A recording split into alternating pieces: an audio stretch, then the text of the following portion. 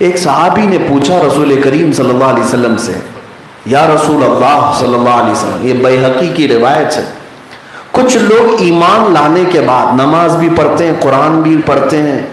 روزے بھی رکھتے ہیں، لیکن وہ آپ کی آل سے محبت نہیں رکھتے، آپ کی آل سے، آپ کے خاندان سے وہ بغض رکھتے ہیں، وجہ کیا ہے؟ توجہ سے رسول پاک صلی اللہ تعالی علیہ وسلم ارشاد فرماتے ہیں،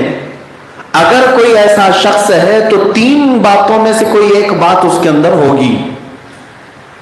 3 باتوں میں سے کوئی ایک بات اس کے اندر ہوگی۔ صحابہ نے پوچھا وہ کیا باتیں ہیں؟ حضور اکرم صلی اللہ علیہ وسلم ارشاد فرماتے ہیں، نمبر 1، یا تو وہ منافق ہوگا جو رسول پاک کی آل سے بغض رکھتا ہے، نمبر 1، صرف دکھاوے کا مسلمان، اندر سے کافر ہوگا تبھی وہ اہل بیت سے بغض رکھتا ہوگا۔ دوسرے نمبر پر حضور فرماتے ہیں، یا تو وہ زنا سے پیدا ہوا ہوگا، ولد الزنا ہوگا، تب وہ اہل بیت کا بغض اپنے دل میں پالتا ہے، اور اگر یہ دونوں چیزیں نہیں ہیں تو تیسری چیز یہ ہے کہ ولد الحیض ہوگا، جس کا مطلب یہ ہے کہ اس کی ماں ایام حیض میں تھی جب اس کا نطفہ حمل میں قرار پایا ہوگا حرام طریقے سے۔ میرے عزیزو، یہ بات بھی مسلمان جانتے ہیں، عورتوں کی ناپاکی کے دن آتے ہیں مہینے میں، ان دنوں میں عورتوں کے ساتھ جمع اور شباشی حرام ہے، اور ان دنوں میں جو ان کے ساتھ جمع کیا اور نطفہ قرار پایا تو حرام طریقے سے نطفہ قرار پایا، اور فرمایا گیا اس کو ولد الحیض کہا جاتا ہے۔ یہ 3 باتوں میں سے کوئی ایک بات پائی جاتی ہوگی تبھی وہ بغض رکھتا ہوگا۔ اب آپ کو اچھی طرح سمجھ میں آ گیا ہوگا کہ کون یزید کو رحمت اللہ علیہ کہتا تھا، یا تو منافق ہوگا، یا زنا سے پیدا ہوا ہوگا، یا حیض کا بچہ ہوگا۔ ہاں، اہل بیت اطہار سے بغض رکھنا ظاہر سی بات ہے، یزید کی تعریف کرنے سے صرف اور صرف امام حسین کو اذیت نہیں، آج پوری کائنات میں جتنے سادات ہیں ان سب کو اذیت دینا ہے، ان سب کو اذیت پہنچے گی۔ اس لیے اس بے ادب گستاخ فرقے سے اپنے آپ کو محفوظ رکھو جو دشمنان اہل بیت سے گٹھ جوڑ کرتے ہیں۔ نبی پاک صلی اللہ تعالی علیہ وسلم کے خاندان کو جنہوں نے بھوکا پیاسا مار ڈالا، ان خاندانوں کے ساتھ آج لوگ محبت اگر رکھتے ہوں تو میں ان کی مذمت کرتا ہوں، یقیناً تمہارے اندر بھی ان 3 برائیوں میں سے کوئی برائی پائی جاتی ہوگی۔ اور اس کے بعد ایک حدیث اور بھی میں عرض کر دیتا ہوں،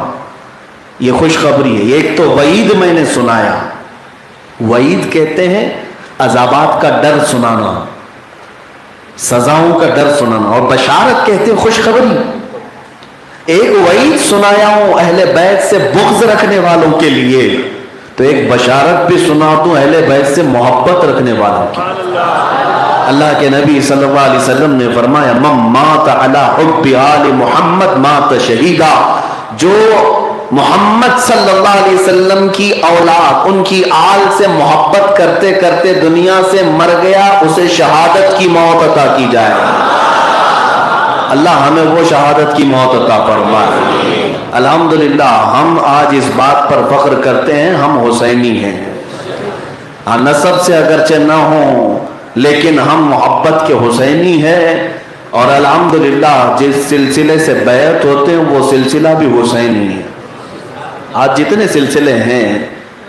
اکثر سلسلے مولا کائنات علی مرتضیٰ رضی اللہ تعالیٰ عنہ تک جو پہنچتے ہیں وہ امام حسین سے ہو کر پہنچتے ہیں، اور خاص طور پر قادری سلسلہ جس کو سلسلۃ الذہب کہا جاتا ہے، یہ پورے کے پورے اہل بیت سے ہو کر کے آیا ہے،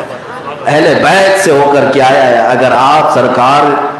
پیر پیراں میر میراں سیدنا عبد القادر جیلانی رضی اللہ تعالیٰ عنہ کی نسبت سے قادری کہلاتے ہیں تو ذرا اوپر کا شجرہ پڑھ کر کے دیکھ لینا، آپ کو پتہ چلے گا کیسے اہل بیت امام علی رضا کے بعد امام موسیٰ کاظم کے اوپر امام جعفر صادق کے اوپر امام باقر کے اوپر امام زین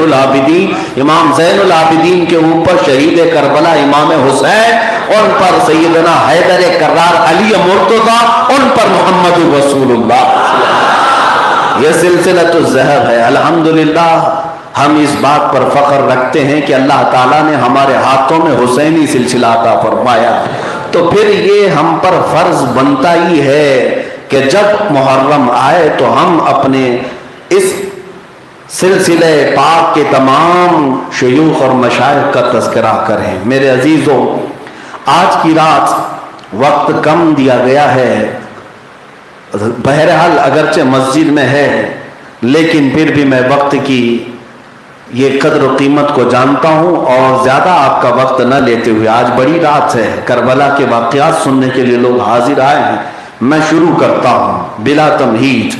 بغیر کسی آپ کو ادھر ادھر لے جائے۔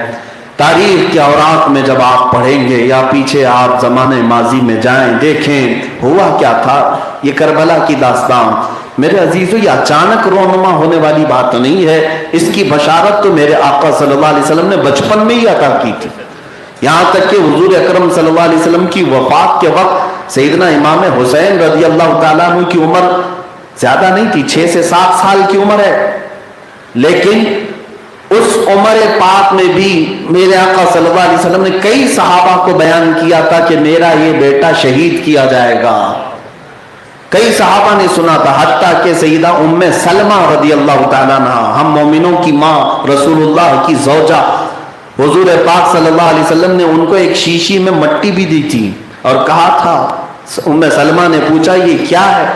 حضور فرماتے ہیں جبرائیل میرے پاس آئے تھے، ایک میدان کی مٹی شیشی میں لے کر آئے اور کہا یا رسول اللہ آپ کے نواسے امام حسین کو آپ کی امت شہید کر دے گی، اس جگہ کی مٹی میں آپ کو لا کر دیا ہوں۔ رسول پاک صلی اللہ علیہ وسلم نے ام سلمہ کو دیا اور کہا جس دن یہ مٹی سرخ ہو جائے سمجھ لینا میرا بیٹا شہید ہو جائے گا۔ یہ حضرت ام سلمہ کے پاس امانت تھی،